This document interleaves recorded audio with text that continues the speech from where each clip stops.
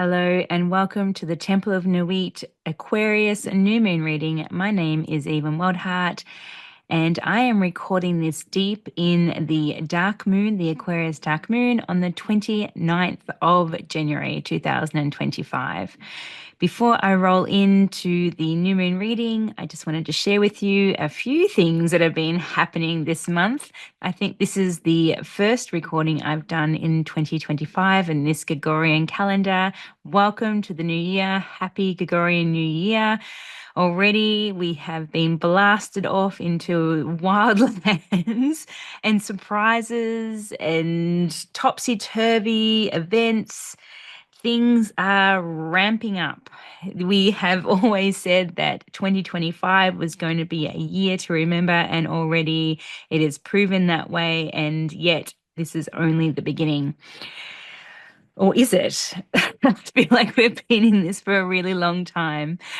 But before I roll into the new moon reading, I just wanted to share some big news that I will be now teaching alongside the magnificent Irani line in the School of Shamanic Womencraft 4 Seasons journey here in Central Highlands, Victoria, and Jojo Rotorua country. This journey, it's a year-long journey starting on 14th of March. It is one that takes you into the depths of your beingness to see what is there so you can step out and really do some deep healing, not just for yourself, but for your lineage, for your children, for the lands, for you to step into being the woman that the world needs now. So that is happening. That was going to be an awesome shamanic journey for a whole year during this wild, crazy times of astrology. Another thing that is happening starting next Monday actually is the next round, the 12th round of the Invoking Inanna Journey through the Underworld. We are going to be journeying with Dragonfly. We do this in collective journeying. We go down, we let go for 7 weeks, all that holds us back from being our true light, down to our soul's essence of universal cosmic truth of who we really are. We sit in the cosmos, in the underworld, which is expansive and delicious and full of potential creativity. And then we take 7 weeks to rise up, reclaiming who we are now without the things that we let go of on the descent. It's a very powerful journey. It goes for 5 months. We begin it next Monday. Dragonfly journey. It's that being the water nymph and having this goggle-eyed view in the water to see a world outside, and then we get the inspiration and we come out and we do this whole transfiguration and we break out from being just a water nymph into this magnificent dragonfly. That is the energy that is going to support us through this journey. It's going to be awesome. Throughout the eclipse season, we journey this. It's so powerful, and it's going to travel right alongside so nicely, as it does always, every journey. But this one in particular feels particularly potent because of the astrology that is happening over the next 6 months. It's going to be amazing. So that is the Invoking Inanna Journey through the Underworld, journeying with Dragonfly. If you're interested in either of those, get in touch with me. Or if you're interested in the 4 Seasons journey, you can get onto the School of Shamanic Womencraft website. I'm still available for one-on-one readings, astro readings, holistic counselling. We're still doing drum making probably later on in the year with Natasha Colchester. And we'll be running the School of Shamanic Womencraft one-day workshops as well in May up here in Central Victoria. So anyway, let's get on with it. Let's have a look at this new moon, powerful new moon actually.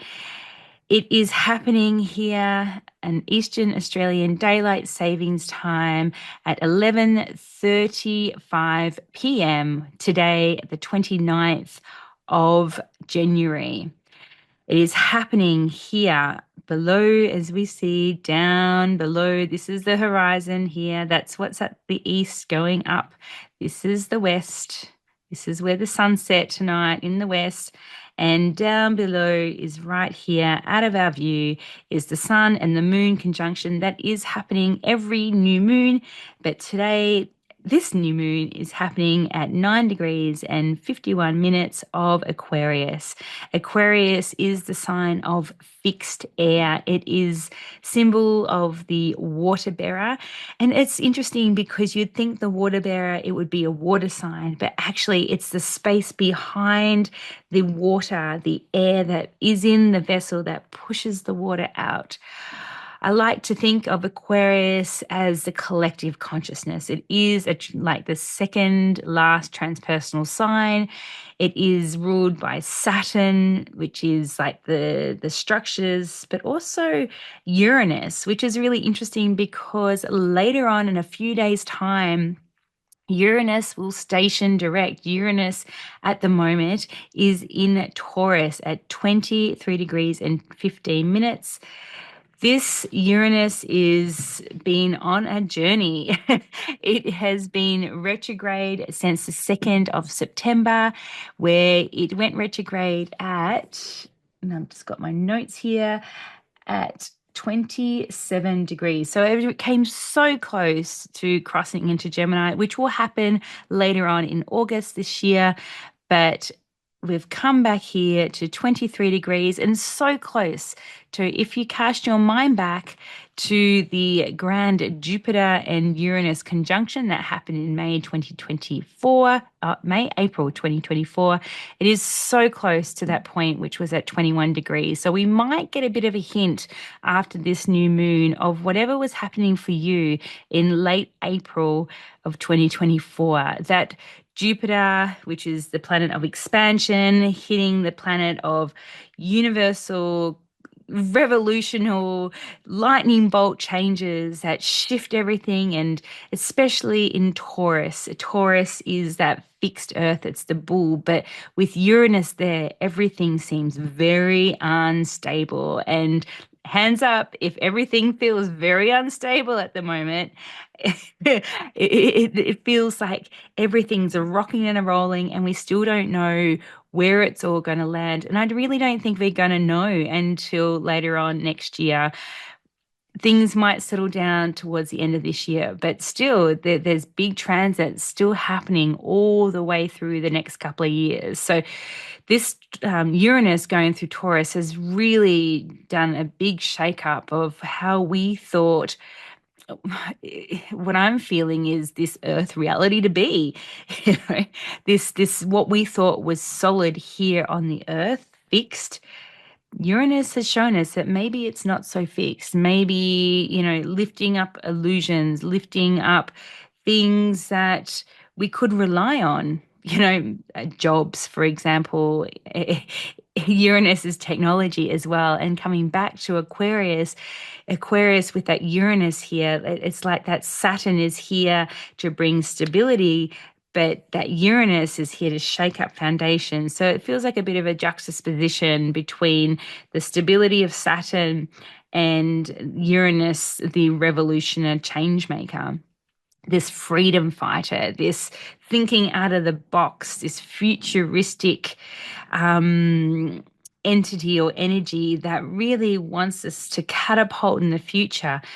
But what does that look like? What does, the future look like? I could imagine for many at the moment throughout the world, the future looks grim and scary, or is it, realizing that Aquarius concept that we actually can work with the field of consciousness to create a new vision, to create a new future, to create, to turn our thoughts into things. I really feel like I wanted to mention Dr. Joe Dispenza at the moment. If you haven't read Dr. Joe Dispenza's book, or lots of any of those type of authors and futuristic seers, have a look. they speak of the field of consciousness and how it's all around us and how everything's electricity. And that's such an Aquarius energy is electricity. And be able to go, okay, at this new moon, because we know whatever begins at the new moon sets the tone for the rest of the cycle. And it's so important this new moon, I feel, because we do have Aquarius in, I mean, Pluto in here. We're really getting now to see what this Pluto that's going to stay here for about 19, 20 years has in store for us. Again, whatever happens at the beginning of the cycle sets the tone for the rest of the cycle. Thank you, Jane Hardware Collins. This Pluto coming in that came in permanently, well, not permanently, for this cycle in October is showing us what do we need to look at, what lies, what holds us back, what deep programs do we need to uncover about the collective consciousness that we once thought that was true. What skeletons are here that have been telling us, and what I'm feeling, not skeletons, but it's programs, feeling, with that again, that Aquarius theme of like computer games and things like that. Programs, what programs have we been taught or programmed to behave in a certain way, to think in a certain way, to run our lives in a certain way? It really feels like that Pluto that moved through Capricorn since the last 14 years, since 2008, has uplifted all the top down, all the patriarchal program. And now we see it. And now that Pluto has moved to Aquarius, now we get to see the apps, the programs of what has been instilled within us. So it feels like it's taken it to a deeper level, and it's showing us, well, what are we going to do now? Now that we know that this app is playing, now that we know that most of what we taught probably is an illusion, what are we going to now reprogram ourselves with? Or are we going to ignore all that and sort of overlook it and just play out a timeline that is still running those old apps that we chose not to look at when Pluto was in Aquarius? Very interestingly, at this new moon too, that we have Mercury here next to Pluto. Mercury is the psychopump that goes down to the underworld, taking the souls to the underworld to be repurposed or rebirthed and bring them back up again. So Pluto and Aquarius with Mercury here right together at this new moon, sort of pushing, and the moon traveled past this. So the moon has taken its energy as it's come into the dark moon, past Pluto, past Mercury, and then to meet at the sun and say, right, this information, what are we going to do with it now? And for me, what's been coming up for me is this thing about seeing the old program around community and shared resources. Aquarian is very much a community for the collective sign. It's like, what do we need to do to bring in for the higher collective new timelines? But we need to have a look what's here first before we can make that change. What's coming up for me as I'm sitting in this is the needing to go and do the work, the needing to go to the underworld to sort out, to really have a look what lays beneath the surface level to find out who you really are without all the things to come up and to make change in the world. Until you do that, until you do go into the underworld consciously, I speak of consciously, and really look at what sits here, you're not going to change a thing.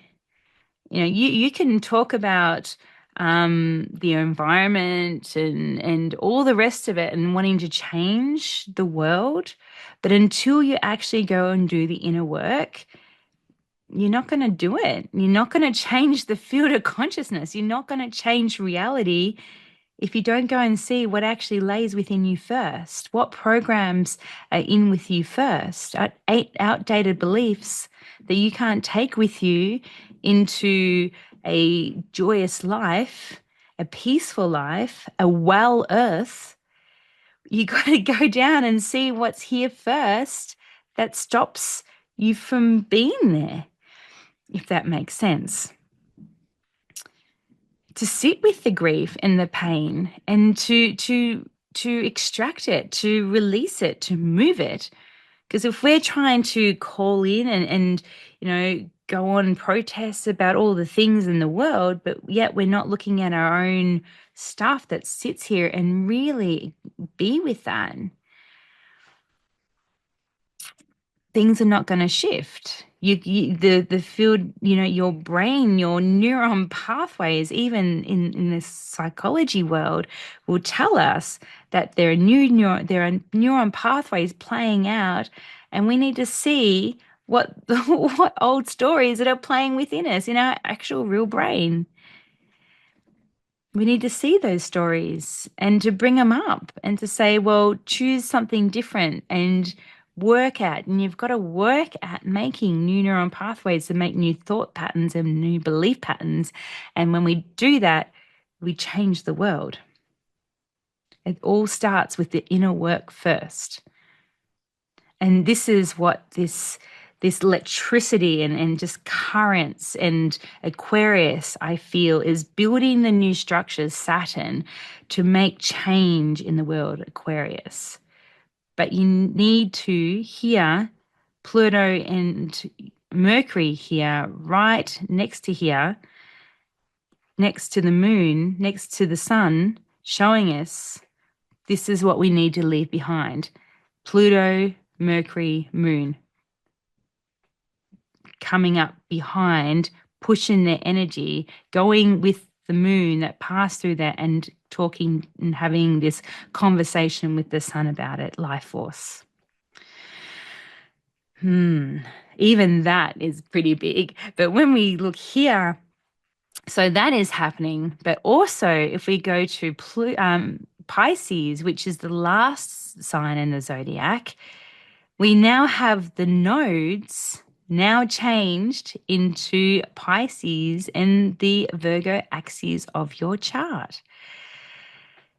This is profound. This north node here that moved here a couple of weeks ago into Pisces, the last sign of the zodiac, is a very sensitive point, because what we're going to see this year, and this is phenomenal, and this is really the I wouldn't say the beginning, but this is when things start making themselves known in a much louder way, that North Node, Neptune, and Venus and Saturn, even though Saturn's still a little far away, Saturn is moving now direct and will pass over here in the next few months. Very powerful.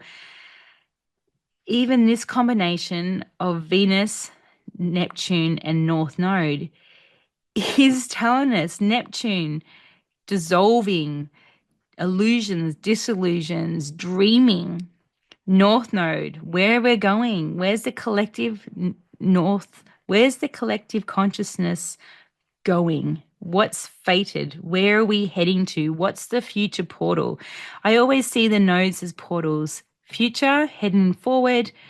South Node, review from the past, or ideas of old things that we either choose to take with us or not. But something is here coming through a portal of healing and health and service in Virgo that we need to really review what is even health. And I've seen some massive sort of podcasts and videos on the the corrupt health system that we're living in at the moment, that has been the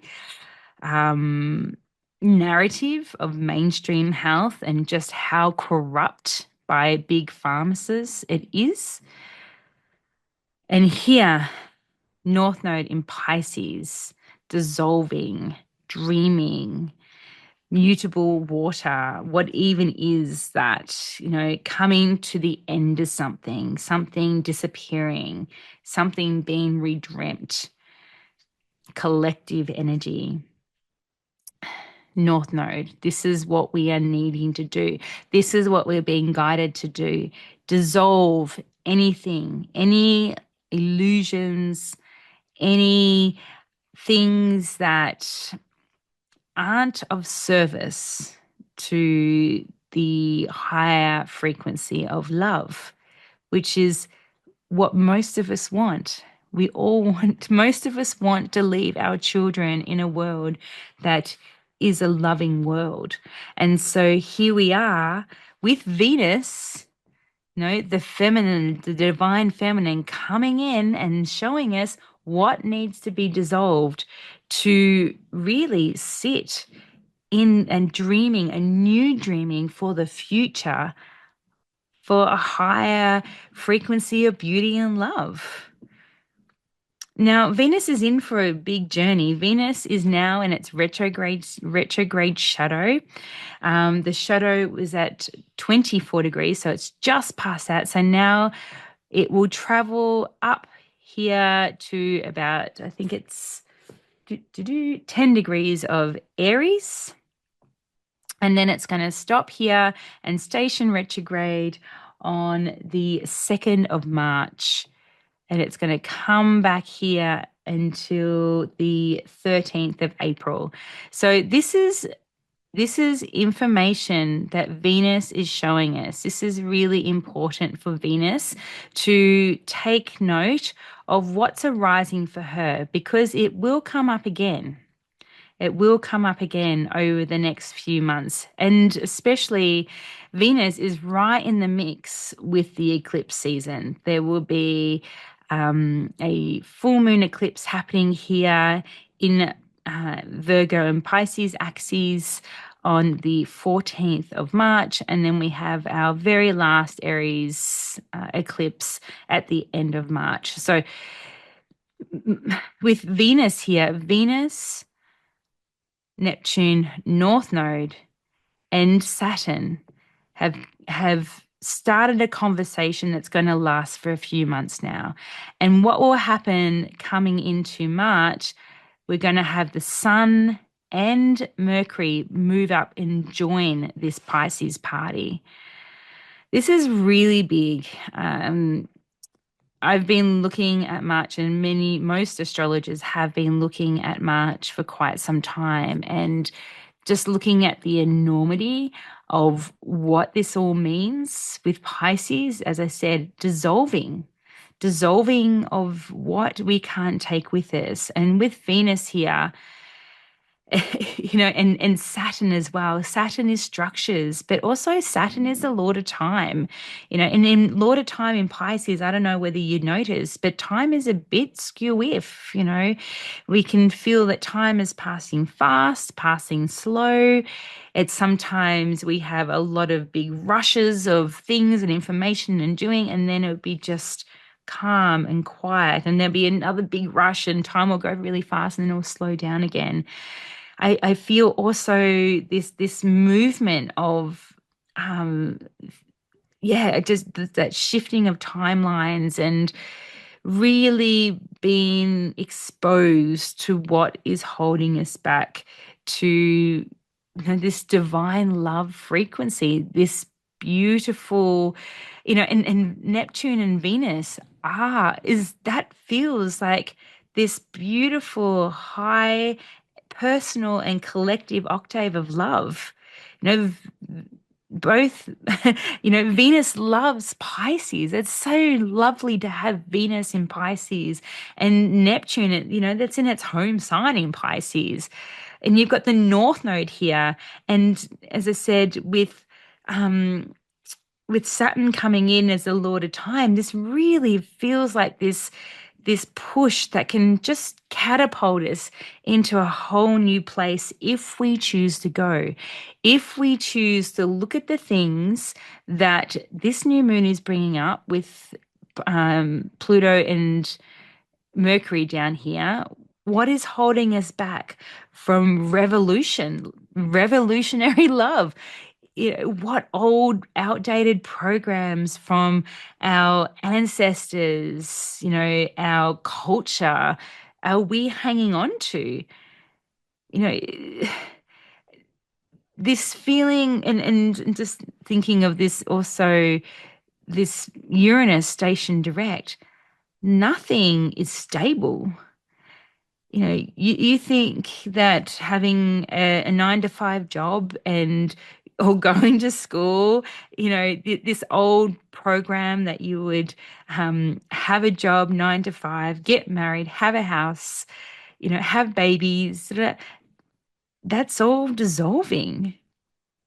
I don't know many people that actually have a 9 to 5 job anymore. Like, this concept of time and leaning into love and doing things that you love, and that is a new paradigm. Doing a job or even showing up to service, in an honor of love. That's where we're all heading. And if that's not a part of, if that makes you feel uncomfortable, or that's something to lean into and to look at that and to go, well, am I really enjoying what I'm doing in the way I, gather my resources? And also, am I really, connected to I'm just thinking of the earth, but also it's the community around you, and how at home do you feel in yourself? How at home do you feel in yourself? And are you living your highest truth? Are you living a life that you love? And if you're not, why not? What's holding you back? What fears are here? Pluto, fears. Because, the banks can close tomorrow. Money could not be available as tomorrow. Things can happen really quickly. And we're going to see that when Uranus moves into Gemini, things are going to pick up pace. You think things are fast now? You wait. Wait until like towards the end of the year and into next year, when this Uranus moves into Gemini fully. Gemini is mutable air. That is scattered, moving here and there, and and it's fast energy. And Uranus in fast energy, revolutionary change, who knows what's going to happen? So I really feel at this new moon to look into, what is holding you back from revolutionary love. And, if there's fears coming up around structures and belief patterns, and just fear of who am I if I don't have money coming into my bank account? Who am I if I don't have my 9 to 5 job anymore? Who am I if I am, you know, if I lose, if I lose everything, if I lose the house? I mean, I'm just thinking of the fires that are around us at the moment here, instead of in Victoria. You know, houses can be burned down. Things happen all the time that shock us into really seeing that nothing is solid. And what it really all comes down to, and this is what the last few signs of the zodiac, you know, of Aquarius and Pisces is showing us, that it's really up to us as individuals to create new worlds by leaning into what's good in the world, what is joyful, what is beautiful. Venus and Neptune in Pisces, and build structures around that. I mean, dispelling the programs that we see on our TV and social media. The world is an abundant place. You just have to look outside, look at the flowers, look at the trees. Like, there is so much beauty here. Or are you turning your focus on what is not beautiful? And it's good to see that. And as I said, move it, shift it, but then come back and see what's here. What's really here? What is that you're wanting to call in for the next version of what you are, what you're becoming? Because when everything moves into Aries, and this is what Venus will be showing us over the next month, this is beginning. This is cardinal fire. This is the spark of life. You know, this is the very beginning of the zodiac, this Aries point, this 0 degrees Aries. And Venus is coming back and forth. The North Node has just passed that point. Neptune and Saturn will be moving across together here in April. Like, there's a lot happening. The Sun and Mercury will be here also. This is a hot spot in your chart. Have a look where 0 degrees Aries is. This is a point to watch. This is a point to watch. And what is coming up? A big day will be on the 4th of February when Jupiter stations direct as well. Jupiter stations direct at 11 degrees here on the 4th of February. It has been in retrograde since the 9th of October, and it's stationed retrograde at 21 degrees here in Gemini. This is the last time it will station being retrograde now for 14 years. Jupiter has a 14-year cycle. And then it will move into Cancer, another new energy, which is where Mars has been playing out here. So there's a lot happening just before this new moon and just after. And I feel just that real showing is, what do you want to call in now? What do you need to let go of? What needs to be dissolved? What needs to be shifted and left in the underworld to be dismantled, dissolved, disengaged, to be able to move forward into this higher frequency of divine love? Venus and Neptune, North Node in Pisces.